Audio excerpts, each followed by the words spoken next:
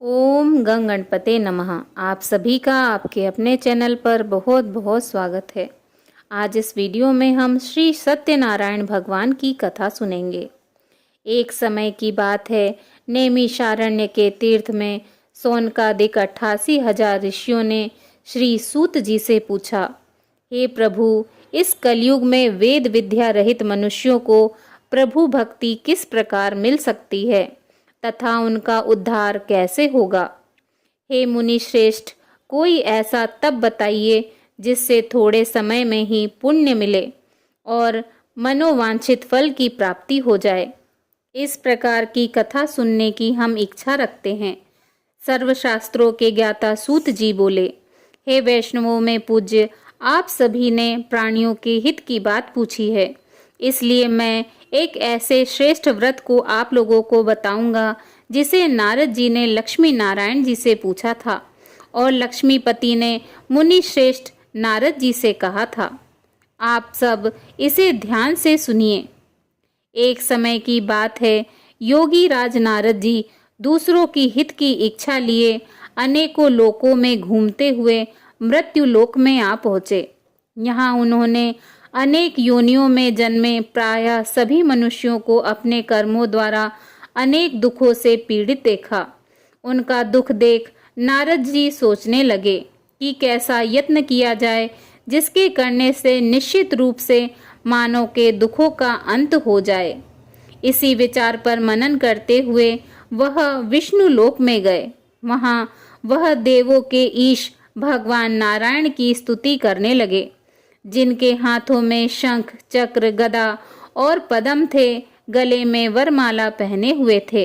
स्तुति करते हुए नारद जी बोले, हे भगवान, आप अत्यंत शक्ति से संपन्न हैं। मन तथा वाणी भी आपको नहीं पा सकती हैं। आपका आदि मध्य तथा अंत नहीं है। निर्गुण स्वरूप सृष्टि के कारण भक्तों के दुख को दूर करने वाले आपको मेरा नमस्कार है।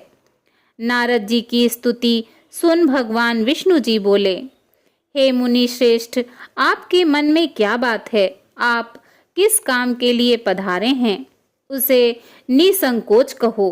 इस पर नारद मुनि बोले कि मृत्यु लोक में अनेक योनियों में जन्मे मनुष्य अपने कर्मों के द्वारा अनेकों दुख से दुखी हो रहे हैं।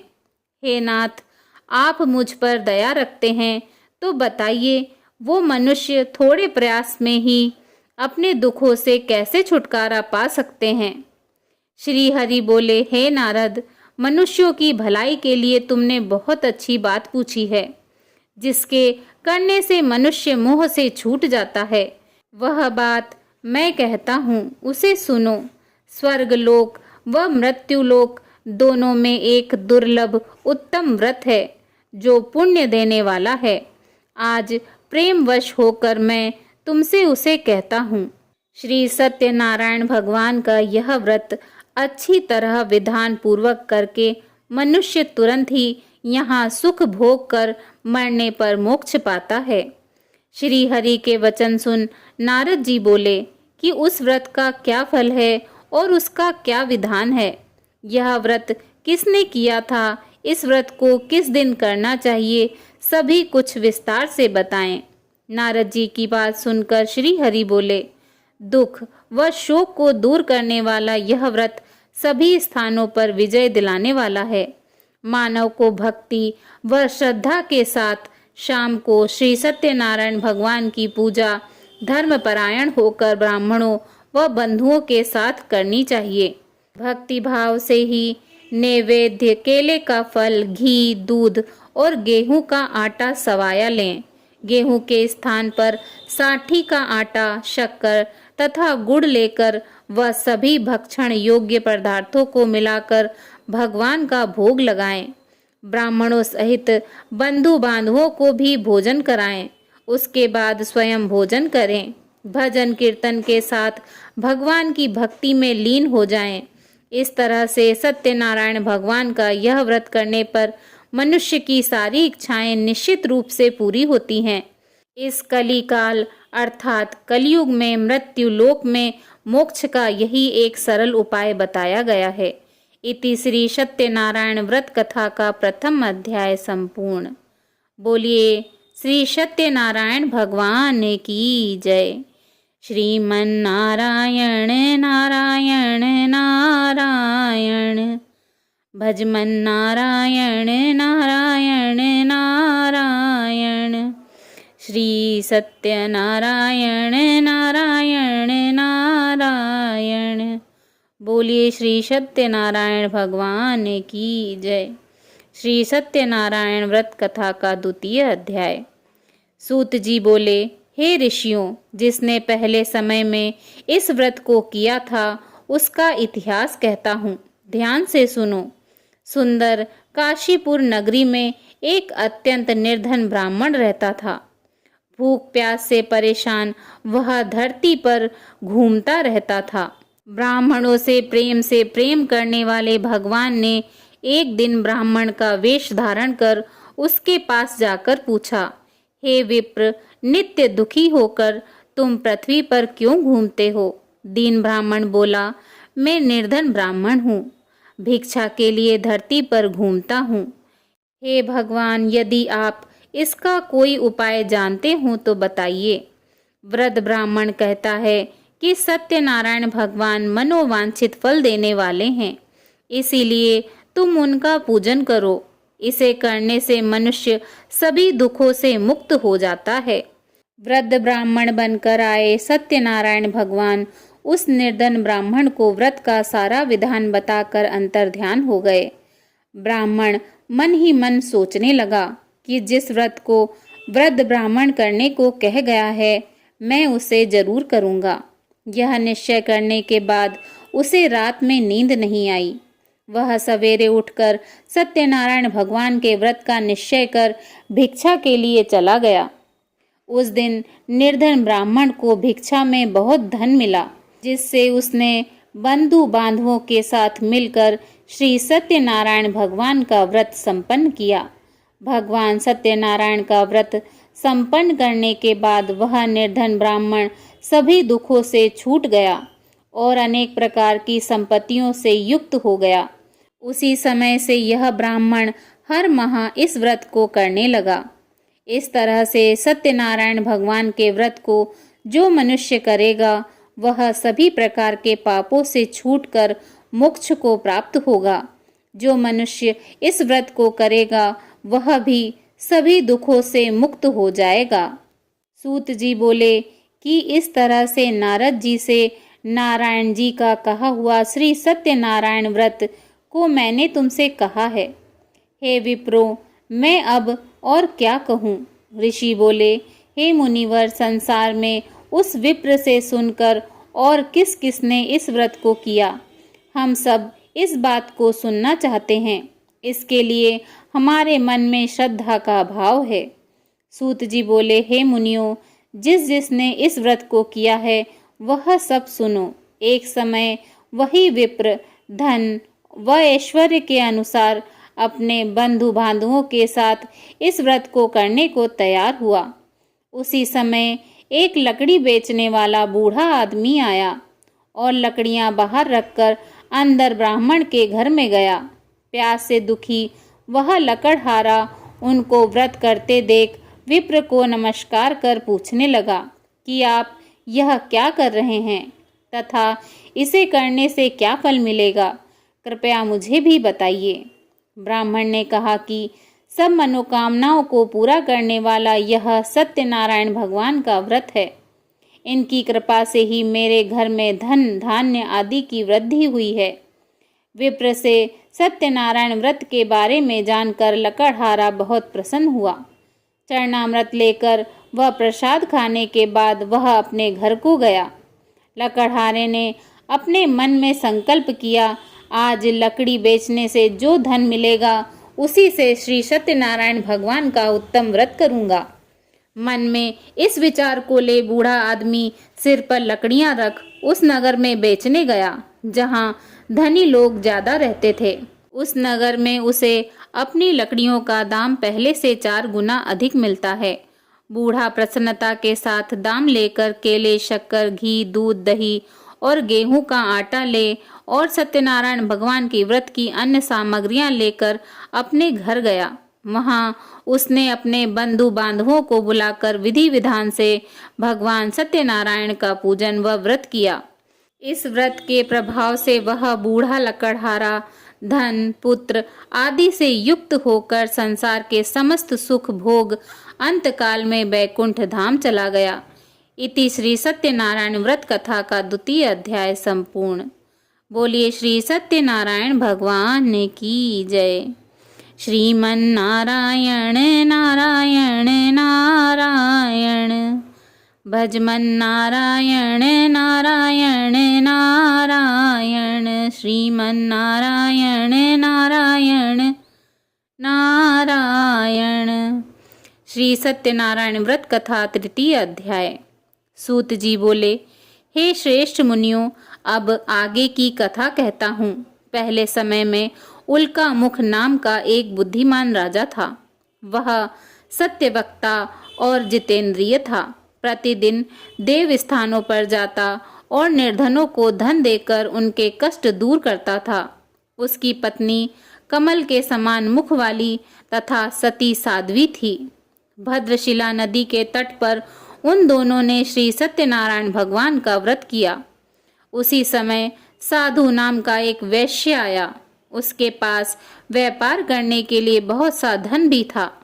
राजा को व्रत करते देखकर वह विनय के साथ पूछने लगा, हे राजन, भक्ति भाव से पूर्ण होकर आप यह क्या कर रहे हो? मैं सुनने की इच्छा रखता हूँ, तो आप मुझे बताएं।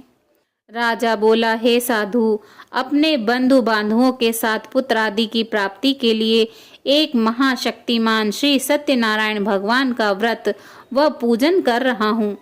राजा के वचन सुन साधु आदर से बोला, हे राजन, मुझे इस व्रत का सारा विधान कहिए। आपके कथनानुसार मैं भी इस व्रत को करूँगा। मेरी भी संतान नहीं है और इस व्रत को करने से निश्चित रूप से मुझे संतान की प्राप्ति होगी। राजा से व्रत का सारा विधान सुन व्यापार से निवृत्त हो वह अपने घर गया। साधु वैश्य ने अपनी पत्नी को संतान देने वाले इस व्रत का वर्णन कह सुनाया और कहा कि जब मेरी संतान होगी तब मैं इस व्रत को करूँगा। साधु ने इस तरह के वचन अपनी पत्नी लीलावती से कहे। एक दिन लीलावती पति के साथ आनंदित हो सांसारिक धर्म में प्रवृत्त होकर सत्यनारायण भगवान की कृपा से गर्भवती हो गई। 10वें महीने में उसके गर्भ से एक सुंदर कन्या ने जन्म लिया। दिनों दिन वह ऐसे बढ़ने लगी जैसे शुक्ल पक्ष का चंद्रमा बढ़ता है। माता पिता ने अपनी कन्या का नाम कलावती रखा। एक दिन लीलावती ने मीठे शब्दों में अपने पति को याद दिलाया कि आपने सत्यनारायण भगवान के जिस व्रत को करने का संकल्प किया था उसे करने का समय आ गया है। आप इस व्रत को करिए। साधु बोला कि हे प्रिय, इस व्रत को मैं उसके विवाह पर करूँगा। इस प्रकार अपनी पत्नी को आश्वासन देकर वह नगर को चला गया। कलावती पिता के घर में रह दिनों दिन बड़ी होने लगी। साधु ने एक बार नगर में अपनी कन्या को सखियों के साथ देखा तो तुरंत ही दूत बुलाया और कहा कि मेरी कन्या के योग्य वर देख कर आओ। साधु की बात सुनकर दूत कंचन नगर में पहुंचा और वहां देखभाल कर लड़की के सुयोग्य वाणिक पुत्र को ले आया। सुयोग्य लड़के को देख साधु ने बंधु बांधवों को बुलाकर अपनी पुत्री का विवाह कर दिया। लेकिन दुर्भाग्य की बात यह है कि साधु ने अब भी श्री सत्यनारायण भगवान का व्रत नहीं किया। इस पर श्री भगवान क्रोधित हो गए और श्राप दिया कि साधु को अत्यधिक दुख मिले। अपने कार्य में कुशल साधु बनिया जमाई को लेकर समुद्र के पास स्थित रत्नासारपुर नगर में गया। वहां जाकर दामाद ससुर दोनों मिलकर चंद्रकेतु राजा के नगर में व्यापार करने लगे। एक दिन भगवान सत्यनारायण की माया से एक चोर राजा का धन चुराकर भाग रहा था। उसने राजा के सिपाहियों को अपना पीछा करते देख चुराया हुआ धन वहां रख दिया जहां साधु अपने जमाई के साथ ठहरा हुआ था। राजा के सिपाहियों ने साधु वेश्य के पास राजा का धन पड़ा देखा और वह ससुर जमाई दोनों को बांधकर प्रसन्नता के साथ राजा के पास ले आए और कहा कि उन दोनों चोरों को हम पकड़ लाए हैं, आप आगे की कार्यवाही की आज्ञा दें। राजा की आज्ञा से उन दोनों को कठिन कारावास में डाल दिया गया और उनका सारा धन भी उनसे छीन लिया गया। श्री सत्यनारायण भगवान के श्राप से साधु की पत्नी भी बहुत दुखी हुई। घर में जो भी धन रखा था उसे चोर चुरा ले गए। शारीरिक तथा मानसिक पीड़ा व भूख प्यास से अति दुखी हो अन्न की चिंता में कलावती एक ब्राह्मण के घर गई। वहां उसने श्री सत्यनारायण भगवान का व्रत होते देखा, फिर कथा भी सुनी। वह प्रसाद ग्रहण कर रात को घर वापस आई। माता ने कलावती से पूछा कि हे पुत्री, अब तक तुम कहाँ थी? तेरे मन में क्या है?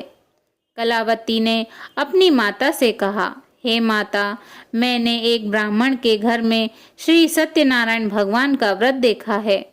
कन्या के वचन सुन लीलावती भगवान के पूजन की तैयारी करने लगी। लीलावती ने परिवार व बंधुओं सहित सत्यनारायण भगवान का पूजन किया और उनसे वर मांगा कि मेरे पति तथा जमाई शीघ्र घर आ जाएं।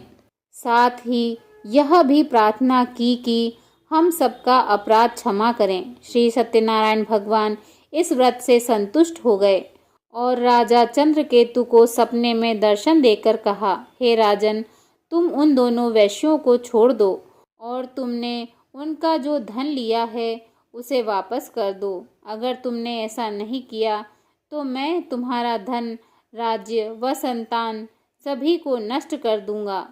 राजा को यह सब कहकर भगवान अंतर्ध्यान हो गए। प्रातःकाल सभा में राजा ने अपना सपना सुनाया, फिर बोले कि वाणिक पुत्रों को कैद से मुक्त कर सभा में लाओ। दोनों ने आते ही राजा को प्रणाम किया।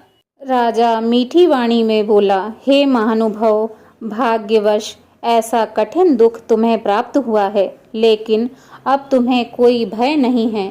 ऐसा कह राजा ने उन दोनों को नए वस्त्राभूषण भी पहनाए और जितना धन उनका लिया था उससे दुगना धन वापस कर दिया। दोनों वैश्य अपने घर को चल दिए। इति श्री सत्यनारायण व्रत कथा तृतीय अध्याय संपूर्ण। बोलिए श्री सत्यनारायण भगवान की जय। श्रीमन्नारायण नारायण नारायण, भजमन नारायण नारायण नारायण, श्रीमन्नारायण नारायण नारायण, भजमन नारायण नारायण नारायण। श्री सत्यनारायण व्रत कथा का चतुर्थ अध्याय।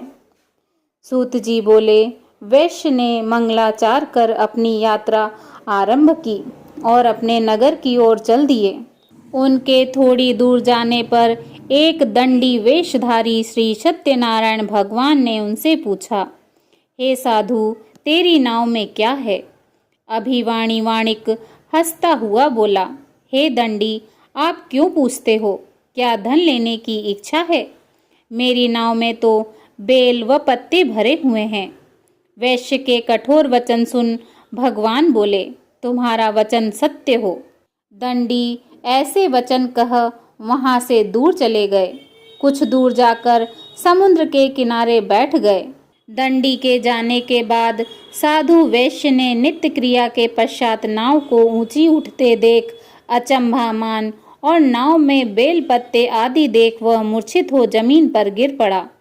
मूर्छा खुलने पर वह अत्यंत शोक में डूब गया। तब उसका दामाद बोला कि आप शोक न मनाएं, यह दंडी का श्राप है, इसीलिए हमें उनकी शरण में जाना चाहिए, तभी हमारी मनोकामना पूरी होगी। दामाद की बात सुनकर वह दंडी के पास पहुंचा और अत्यंत भक्ति भाव से नमस्कार करके बोला, मैंने आपसे जो जो असत्य वचन कहे थे उनके लिए मुझे क्षमा दें। ऐसा कहकर महान शोकातुर हो रोने लगा। तब दंडी भगवान बोले, हे वाणिक पुत्र, मेरी आज्ञा से बार बार तुम्हें दुख प्राप्त हुआ है। तू मेरी पूजा से विमुख हुआ। साधु बोला, हे भगवान, आपकी माया से ब्रह्मा आदि देवता भी आपके रूप को नहीं जानते, तब मैं अज्ञानी कैसे जान सकता हूँ। आप प्रसन्न होइए। अब मैं सामर्थ्य के अनुसार आपकी पूजा करूँगा। मेरी रक्षा करें और पहले के समान नौका में धन भर दें। साधु वैश्य के भक्ति पूर्वक वचन सुनकर भगवान प्रसन्न हो गए और उसकी इच्छानुसार वरदान देकर अंतर्ध्यान हो गए। ससुर जमाई जब नाव पर आए तो नाव धन से भरी हुई थी। फिर वहीं अपने अन्य साथियों के साथ सत्यनारायण भगवान का पूजन कर अपने नगर को चल दिए। जब नगर के नज़दीक पहुँचे तो दूत को घर पर खबर करने के लिए भेज दिया। दूत साधु की पत्नी को प्रणाम कर कहता है कि मालिक अपने दामाद सहित नगर के निकट आ गए हैं। दूत की बात सुन साधु की पत्नी लीलावती ने बड़े हर्ष के साथ श्री सत्यनारायण भगवान का पूजन कर अपनी पुत्री कलावती से कहा कि मैं अपने पति के दर्शन को जाती हूँ, तू कार्य पूर्ण कर शीघ्र आ जा। माता के ऐसे वचन सुन कलावती जल्दी से प्रसाद छोड़ अपने पति के पास चली गई। प्रसाद की अवज्ञा के कारण श्री सत्यनारायण भगवान रुष्ट हो गए और नाव सहित उसके पति को पानी में डुबो दिया। कलावती अपने पति को वहां न पाकर रोती हुई जमीन पर गिर गई। नौका को डूबा हुआ देख वह कन्या को रोता देख साधु दुखी होकर बोला कि हे प्रभु, मुझसे तथा मेरे परिवार से जो भूल हुई है उसे क्षमा करें। साधु के दीन वचन सुनकर श्री सत्यनारायण भगवान प्रसन्न हो गए और आकाशवाणी हुई, हे साधु, तेरी कन्या मेरे प्रसाद को छोड़ कर आई है, इसीलिए उसका पति अदृश्य हो गया है। यदि वह घर जाकर प्रसाद खाकर लौटती है तो इसे इसका पति अवश्य मिलेगा। ऐसी आकाशवाणी सुन कलावती घर पहुंचकर प्रसाद ग्रहण करती है और फिर आकर अपने पति के दर्शन करती है। उसके बाद साधु अपने बंधु बांधवों सहित श्री सत्यनारायण भगवान का विधि विधान से पूजन करता है तथा इस लोक में सभी सुखों को भोग कर अंत में स्वर्ग को जाता है। इति श्री सत्यनारायण व्रत कथा का 4th अध्याय संपूर्ण। श्रीमन्नारायण नारायण नारायण, भजमन नारायण नारायण नारायण, श्रीमन्नारायण नारायण नारायण, भजमन नारायण नारायण नारायण। श्री सत्यनारायण व्रत कथा का 5th अध्याय। सूत जी बोले, हे ऋषियों, मैं और भी एक कथा सुनाता हूँ, उसे भी ध्यान पूर्वक सुनो। प्रजापालन में लीन तुंगध्वज नाम का एक राजा था। उसने भी भगवान का प्रसाद त्याग कर बहुत ही दुखों को प्राप्त किया। एक बार वन में जाकर वन्य पशुओं को मारकर वह बड़ के पेड़ के नीचे आया। वहाँ उसने ग्वालों को भक्ति भाव से अपने बंधुओं सहित श्री सत्यनारायण भगवान का पूजन करते देखा।